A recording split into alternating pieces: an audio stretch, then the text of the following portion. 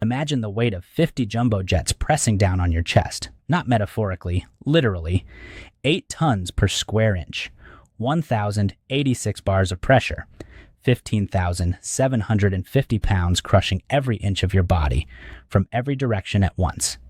This is the Mariana Trench, the deepest scar on Earth. A crescent-shaped wound in the Pacific, 1,580 miles long, 43 miles wide, plunging nearly 7 miles straight down into a darkness so complete it has its own name, the Hadal Zone, named after Hades.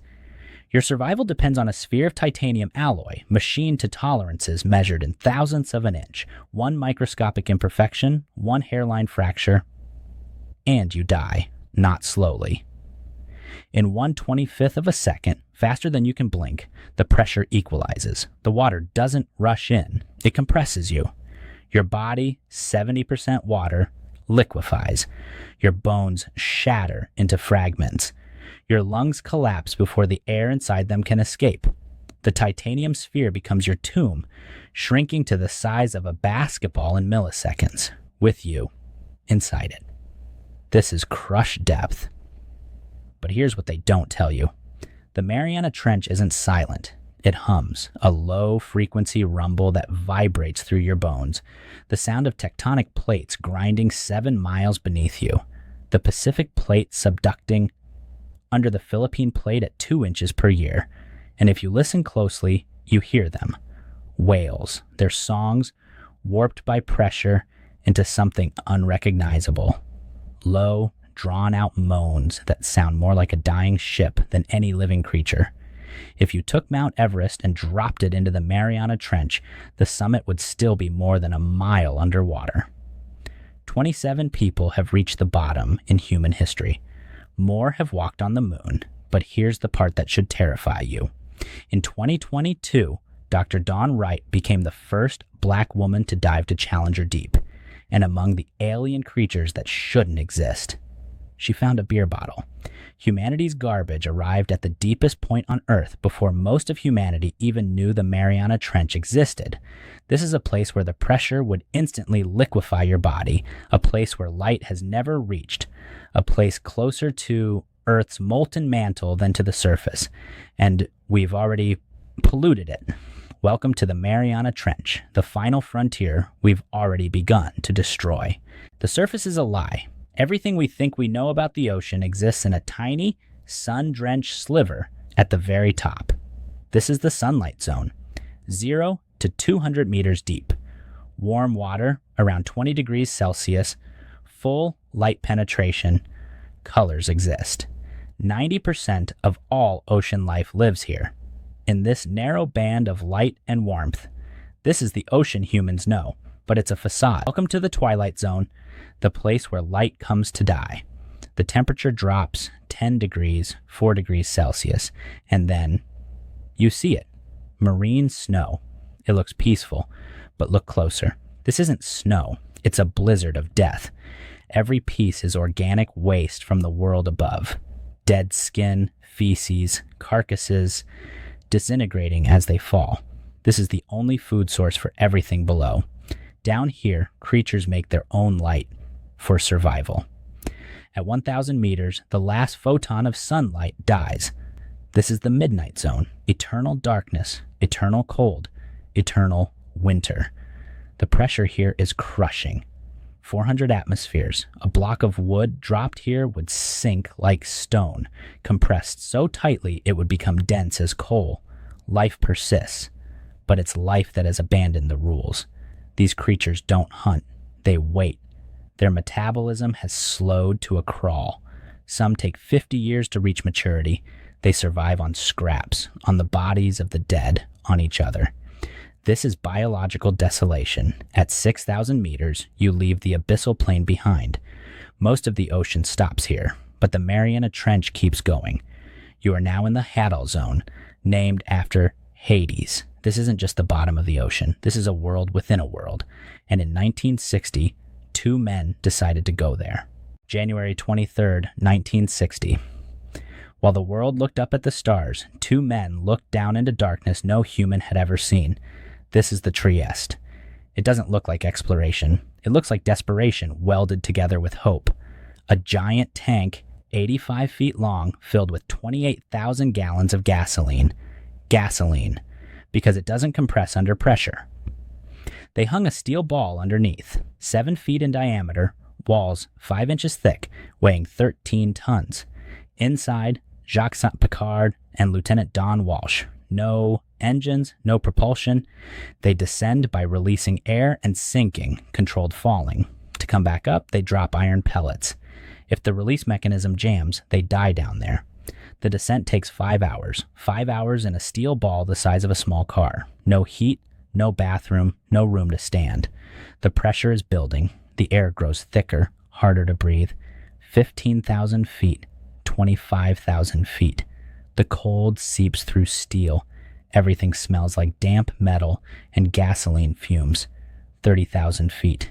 And then, crack, the window. 5 inches of plexiglass separating them from 8,000 pounds per square inch. It's cracking. They don't know if it will hold. They could abort. They should abort. But they don't. They keep descending. 35,797 feet. Challenger deep. For 20 minutes, they sit in silence. A flat, lifeless desert. And then Walsh sees it.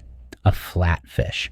A sole, about a foot long, swimming across the bottom of the Mariana Trench. In an instant, scientific consensus shatters. For decades, biologists believed nothing could survive below 6,000 meters. But here, at 35,797 feet, life wasn't just surviving, it was thriving. Pickard and Walsh climbed out as the only two humans to ever touch the deepest point on Earth. The U.S. Navy deemed the Trieste too dangerous. It was never used again. For 52 years, no one went back. We put men on the moon 9 years later, built space stations, Mars rovers, but the Mariana Trench, we left it alone. Until we realized something horrifying. The creatures living down there weren't alone anymore. In a world of crushing weight and eternal night, evolution didn't just survive, it got creative. These are creatures designed by the abyss. This is biological defiance. The Mariana Snailfish, Pseudoleparus swirae, the deepest living fish ever recorded, found at 26,200 feet. That is over 5 miles down. It looks like swimming tissue paper, fragile, delicate, but it is one of the most evolutionarily advanced creatures on the planet. Here is the secret to survival. No air, none. Every part of its body is either solid tissue or filled with incompressible fluids. Its bones are barely calcified, soft, flexible, and almost cartilaginous. Its skull is incomplete, with soft spots that allow it to bend where other structures would shatter, because rigid structures break under this pressure, but soft, gelatinous tissue, it flows, it survives, and despite looking fragile, it is a predator. It hunts amphipods and worms in the sediment. Slow, patient, and efficient. Speaking of amphipods, in the shallow ocean, these creatures are tiny, maybe an inch long. Down here, they grow to 14 inches. This is deep sea gigantism. These are the scavengers, the cleanup crew of the abyss. Anything that dies and sinks, they consume it. Bones, skin, organs, nothing goes to waste. And inside their bodies is the chemical secret that makes this possible. Trimethylamine N-oxide, TMAO. You've smelled it before. It's what gives fish their fishy smell. In shallow water fish, there's a little TMAO. In deep sea fish, there's a lot. At extreme pressure, proteins collapse. TMAO stops that. It acts like molecular scaffolding, keeping proteins folded correctly even under 1,000 atmospheres of pressure. It is the difference between life and death, between functioning biology and organic soup. These creatures aren't just surviving, they are thriving. In a place where nothing should exist, life has found a way. Not by conquering the pressure, but by becoming it. But there is something else down here, something that doesn't belong. In March 2012, a lime green torpedo-shaped vessel sat bobbing on the Pacific, waiting for a man who had already conquered Hollywood to try and conquer the abyss. James Cameron, director of Titanic, Avatar, but this time he wasn't telling a story. He was living one. The Deep Sea Challenger, built like a bullet, 24 feet tall, barely wide enough for one person. Unlike the Trieste, which took 5 hours, this machine was built for speed. Inside, Cameron sits in a sphere 43 inches in diameter. No co-pilot, no one to talk to. Just him and the void. The descent is like falling through a dark skyscraper, floor after floor of blackness. At 20,000 feet, the pressure becomes physical. His ears pop, his sinuses ache. His inner ear feels squeezed in a vice. This is isolation. For billions of years, this darkness has been untouched. He's here. For the first time in 52 years, a human is looking at Challenger Deep. For a moment, it's beautiful, alien, pristine. He extends the mechanical arm, collecting samples, films, documents, explores, and then he sees it. A plastic bag at 35,756 feet, at the deepest point on Earth. A plastic bag. He keeps looking. A candy wrapper. Faded, but unmistakable. The deepest point on Earth is no longer a sanctuary. The Mariana Trench isn't just deep, it's a trap. Ocean currents move water vertically. Anything that sinks gets swept into these massive underwater canyons. The trenches act like the planet's garbage disposal. But it's not just bags and wrappers, it's microplastics. In 2018, scientists studied amphipods from the Mariana Trench. Every single one had microplastics in its body.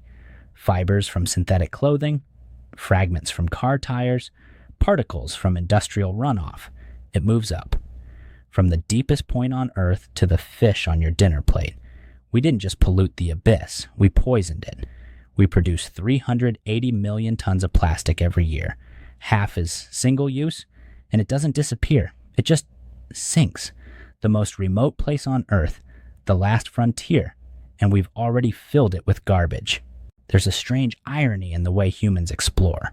We spend billions building telescopes to peer into the birth of the universe, yet we barely know the heart of our own planet. We've sent machines to Mars, probes to Jupiter. Voyagers currently in interstellar space, carrying a golden record. And yet, 71% of our planet is ocean, and we've explored less than 5%. We have mapped 100% of Mars in stunning detail. The moon, mapped completely.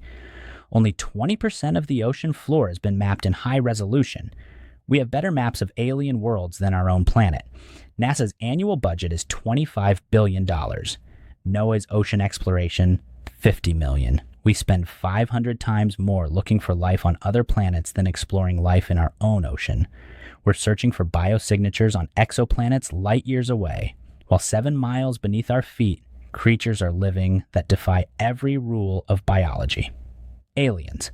Real, living aliens. And we've barely said hello. An estimated 91% of ocean species remain undiscovered.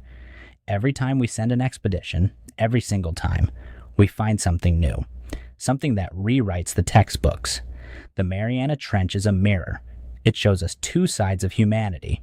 Our curiosity, the explorers, the dreamers, and our greed, the plastic, the pollution, the candy wrappers at the bottom of the world. We are obsessed with the stars, but we are made of the sea. Life began in the ocean. Every living thing on this planet carries the ocean in our blood, and yet we treat it like a dumping ground. The Mariana Trench is not empty. It is not silent. It is not dead. It is alive, and it is watching, waiting for us to decide. Will we explore it, protect it, learn from it, or will we continue filling it with the things we no longer want? The deepest frontier is not in the stars. It's beneath our feet, beneath the waves, in the crushing dark, the Mariana Trench, 35,876 feet deep, 91% of ocean species undiscovered and already polluted.